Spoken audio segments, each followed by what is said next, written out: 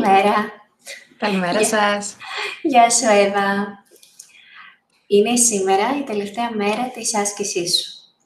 Είδαμε να κάνουμε μια σύντομη συνάντηση απολογισμού, έτσι, κλεισίματος, κλείνει ένας κύκλος. Σίγουρα σε περιμένουν άλλα ωραία πράγματα. Θα ήθελα να μας πεις λίγο από ποιο πανεπιστήμιο είσαι, πόσο καιρό έκατσες εδώ στην πρακτική σου, με τι ασχολήθηκες και να συζητήσουμε. Βεβαίως. Λοιπόν, να συστηθώ λίγο κι εγώ. Ονομάζομαι Εύα Κακαβά.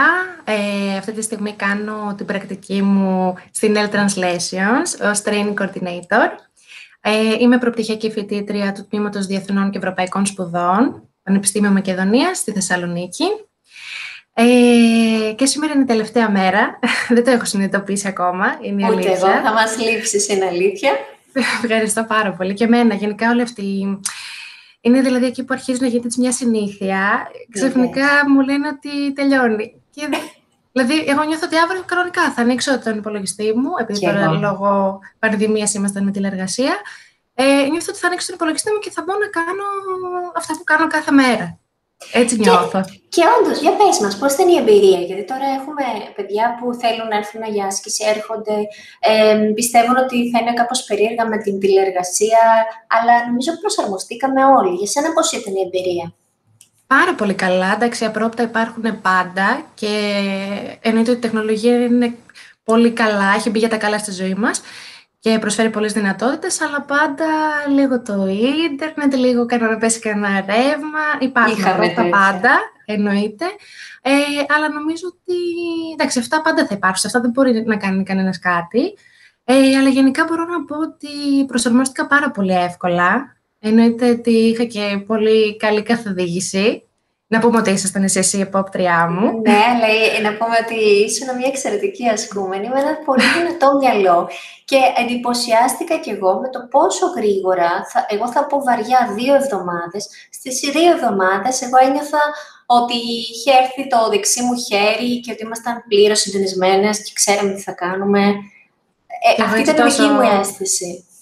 Και εγώ νομίζω έτσι στις 2 εβδομάδες, δηλαδή, μου τα είπατε λίγο από όλα τι να κάνω. Και μετά ένιωθα δηλαδή πολύ έτοιμη. Δηλαδή θυμάμαι την πρώτη μέρα που ήταν να ξεκινήσω, είχα ένα άγχος και τι θα κάνω. Και όταν είχα έρθει την πρώτη φορά στο γραφείο για τα απαραίτητα έγγραφα, θυμάμαι που μου είπατε ότι δεν έχει ξαναέρθει κάποιος να κάνει πρακτική ως training coordinator στο συντονισμό της εκπαίδευσης και λίγο είχα ένα βάρος. Και αυτά και τι θα κάνω. Λες τι θα μου συμβεί τώρα, τι θα κάνω. Αυτό ναι. Και ειδικά όταν σου λένε τη θέση και το δεξί χέρι του αφεντικού, λες τώρα πρέπει να βάλω τα δυνατά μου. Υπάρχει ένα άγχος, εννοείται. Αλλά πραγματικά ένιωσα ότι με εμπιστευτήκατε τόσο, θα το πω γρήγορα, εύκολα, δεν ξέρω πώς θα το χαρακτηρίσω. Είναι μέθοδος εκπαίδευσης αυτή. Βέβαια δεν βγαίνει σε όλους. Εσένα έπιασε. Είναι ότι πραγματικά και είναι full προσομοίωση πραγματικών τελείων. Δεν είναι προσομοίωση, μπαίνει στις πραγματικές συνθήκες. Αλλά και νομίζω πολλές φορές στους ασκούμενους, το λέω αυτό και στην ομάδα, δεν τους δίνουμε αρκετό credit. Δηλαδή δεν τους εμπιστευόμαστε και αυτό πάει φαύλος κύκλος. Όσο δεν εμπιστεύεσαι τον ασκούμενο, τόσο δεν θα σου ρίξει και τι έχει να κάνει. Εγώ τον ασκούμενο τον βλέπω σαν ένα συνεργάτη, κανονικό συνεργάτη, οπότε μαζί δουλέψαμε πραγματικά σαν να ήσουν εδώ υπάλληλος μόνιμοι, αλλά και σαν να ήσουν και έμπειροι υπάλληλος. Δεν ξέρω πραγματικά τι συνετέλεσε, νομίζω είναι αυτό το δικό σου ταλέντο, είναι η ευθεία και η συναισθηματική ευθεία, νομίζω. Γιατί δεν μιλούσαμε όλες τις μέρες, όχι αυτό ισχύει, δεν μιλούσαμε όλες τις μέρες και εγώ ήξερα ότι παρόλα αυτά έχεις τα μάτια σου, τα αυτιά σου ανοιχτά. Έκανες σωστές ερωτήσεις, πρέπει να κάνεις ερωτήσεις. Δεν θυμάμαι τι, αλλά έχουμε κάνει και λάθη, αλλά τι είπαμε, δεν πειράζει. Σίγουρα, λάθη, εντάξει, πάντα θα γίνονται. Ναι, και εγώ κάνω λάθη, αλλά θέλω να πω ότι πρέπει να είμαστε έτοιμοι στο ότι θα γίνουν και λάθη, δεν γίνεται αλλιώς. Ιδάλλως καταλήγουμε σε ένα συγκεντρωτικό μάνασμα που τα κάνουμε όλα μόνοι μας και τέλος πάντων κανείς δεν γεννήθηκε έμπειρος, έτσι δεν είναι? Ακριβώς. Εγώ πραγματικά δηλαδή είμαι 3 μήνες τώρα εδώ πέρα Εννοείται ότι δεν έχω καταλάβει πότε πέρασαν. Νιώθω ότι ξεκίνησα χτες, αλήθεια. Αλλά νιώθω πραγματικά έμπειρη μέσα από αυτό. Δηλαδή, άκουγα συμφοιτητές, φίλους που κάνουν την πρακτική τους και λέγανε, εντάξει μωρέ, καφέ δεν θα φτιάχνεις.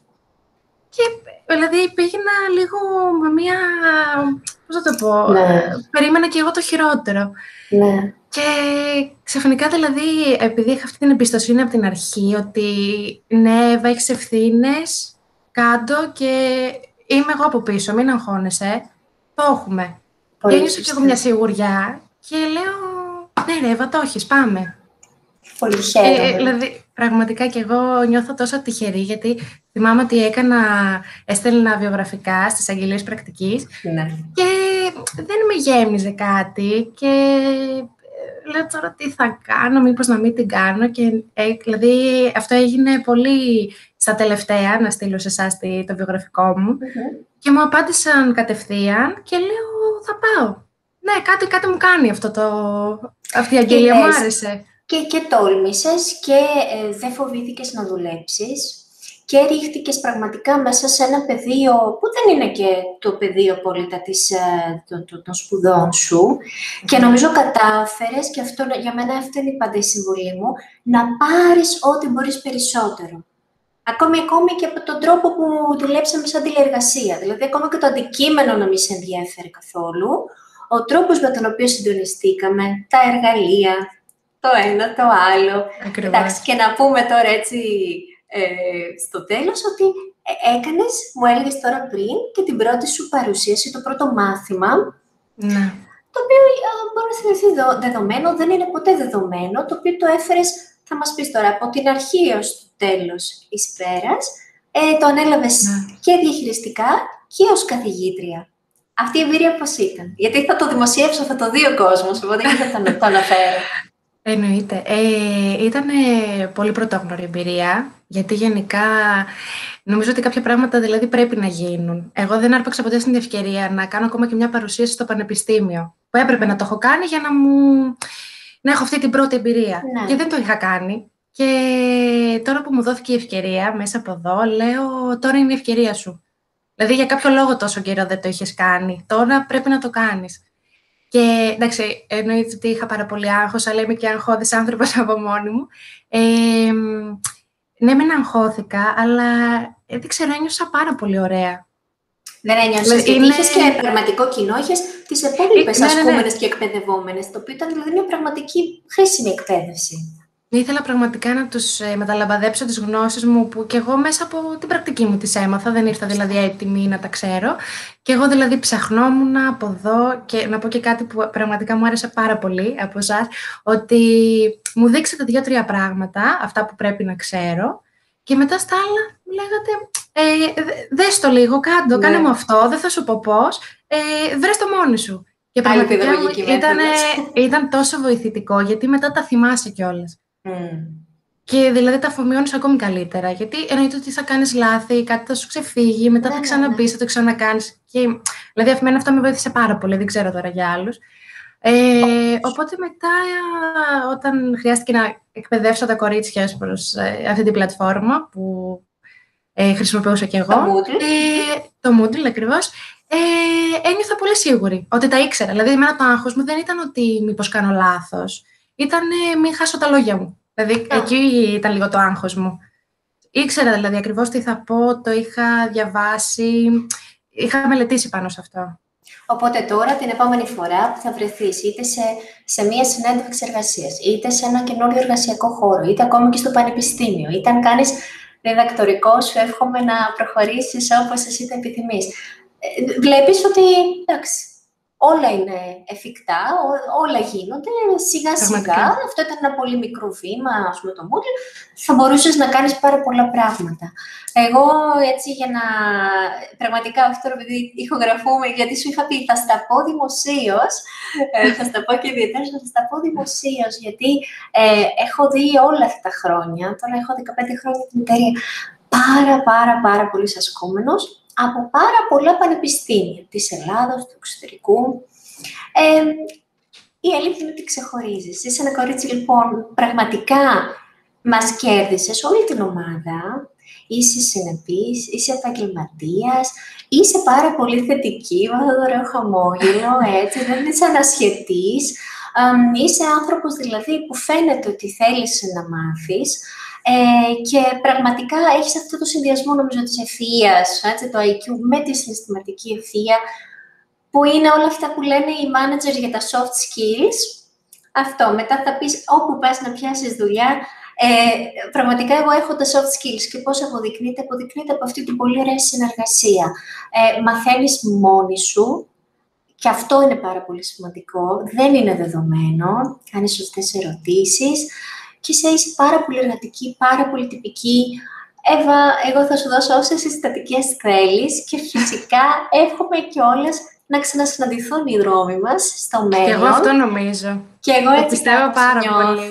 Γιατί πραγματικά θα μας λείψεις και σαν προσωπικότητα, αλλά και η βοήθειά σου, όλη η συνεργασία. Πραγματικά ένα μεγάλο ευχαριστώ. Ήμουν και εγώ πολύ τυχερή που σε είχα. Εγώ ευχαριστώ και πραγματικά νιώθω συγκινημένη. Σημαίνει τόσα πολλά για μένα που τα ακούω αυτά από εσάς. Είναι αλήθεια, είναι αλήθεια. Χαίρομαι, δηλαδή δεν ξέρω τι να πω. Έχω ανατριχιάσει. Η συνεργασία ξεκίνησε, η γνωριμία ξεκίνησε και τώρα οι δρόμοι προχωρούν και δεν κλείνουν οι πόρτες μόνο ανοίγουν. Σου εύχομαι ό,τι καλύτερα για τη συνέχεια. Ό,τι καλύτερα. Πάρα πολύ. Να είστε καλά κι εσείς. Γεια σου, γεια. Γεια σας.